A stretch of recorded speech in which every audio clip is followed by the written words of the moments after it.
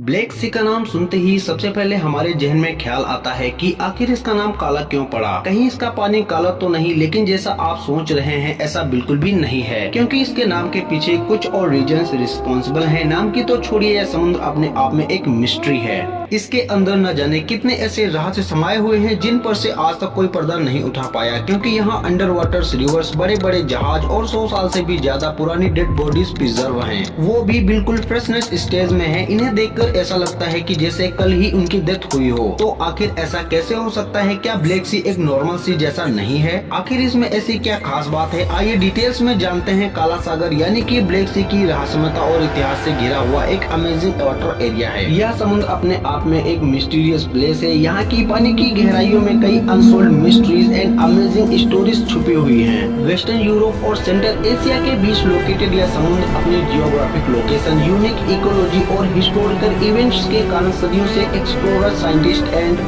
Historians को अपनी ओर attract करता रहा है।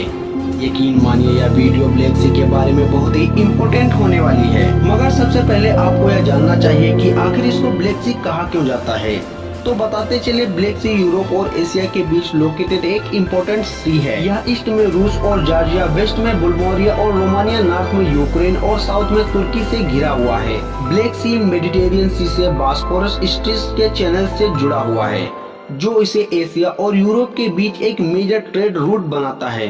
अगर देखा जाए तो ब्लैक सी की लोकेशन भी बाकी समुद्रों की तरह इम्पोर्टेंट है, जो ब्लैक सी को किसी एक दूसरे समुद्र से अलग नहीं करती, बल्कि इसकी कुछ ऐसी यूनिक थिंग्स हैं जो हमें सोचने पर मजबूर कर देती हैं कि आखिर ब्लैक सी ऐसा क्यों है। इस समुद्र का बिहेवियर हमेशा से ही साइंटिस्ट के लिए एक हैरान करने वाला विषय रहा है। जैसे कि इसका पानी एक लेयर में नहीं होता बल्कि मल्टी लेयर में डिवाइड होता है, जिसके कारण इसे मैरोमेट्रिक भी कहा जाता है। ब्लैक सी में मौजूद इन पानी की लेयर्स को आप आसानी से देख सकते हैं, लेकिन इन्हें देखकर आप हैरान रह जाएंगे, क्योंकि इनमें से कोई लेयर एक दूसरे में मिक्स नहीं होती। केवल इतना ही नहीं, कई और कारण हैं जो ब्लैक सी को अदर वाटर बॉडीज से यूनिक और अपार्ट बनाता है। जैसे कि पानी हाइड्रोजन और ऑक्सीजन के कॉम्बिनेशन से बनता है।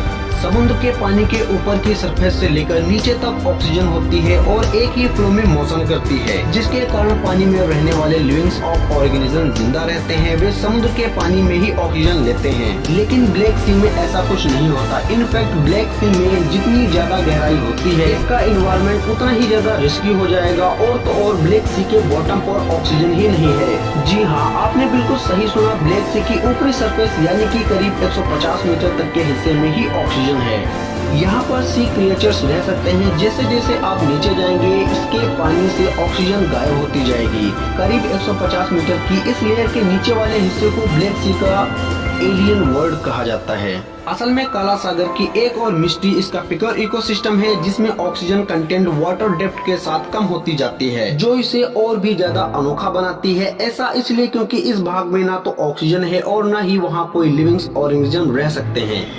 शायद यही वह वजह है कि एशियन टाइम से लेकर अब तक ब्लैक सी में जो भी चीजें गिरी हैं, वे आज भी बिल्कुल वैसी की वैसी हैं, क्योंकि चीजों का सड़ना या किसी मेटल्स का खराब होना ऑक्सीजन पर डिपेंड करता है।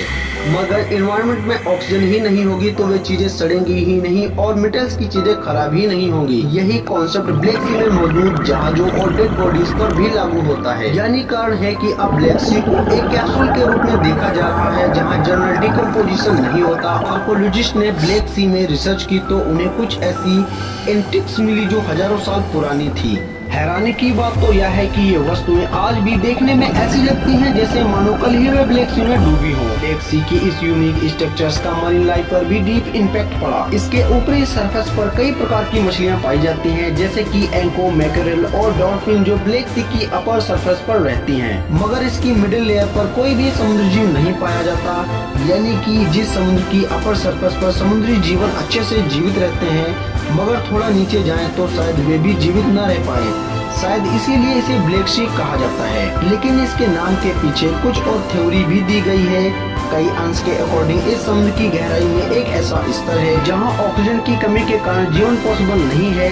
यही नहीं, समुद्र के इस हिस्से में किसी भी प्रकार की बायोलॉजिकल एक्टिविटी नहीं होती और इसे अक्सर डेड जोन कहा जाता है। माना जाता है कि इस एरिया में प्रवेश करने वाले जहाज या तो गायब हो गए या उन्हें कभी नहीं देखा जाता। यही वजह है कि इस सागर को डार्क एंड मिस्टीरियस माना गया है। यही नहीं, यह आज से ही नहीं बल्कि सदियों से ही एक रहस्य बना हुआ है। इतिहास के पन्नों में झांके तो यह समुद्र कई वर्ष और अंपायर्स का विटनेस रहा है, फिर चाहे वह Greek, Roman and Ottoman umpire के समय से ही इम्पोर्टेंट सी रूट्स रहा हो, जहां ट्रेड एंड वॉर के कारण कई जहाज समुद्र में समा गए और फिर समय के साथ साथ इन जहाजों के रिमेन्स इस काले सागर की गहराइयों में विलीन हो गए। इंस्पायरिंग से जुड़ी इन मिस्टीरियस थिंग्स के बारे में आपका क्या ख्याल है?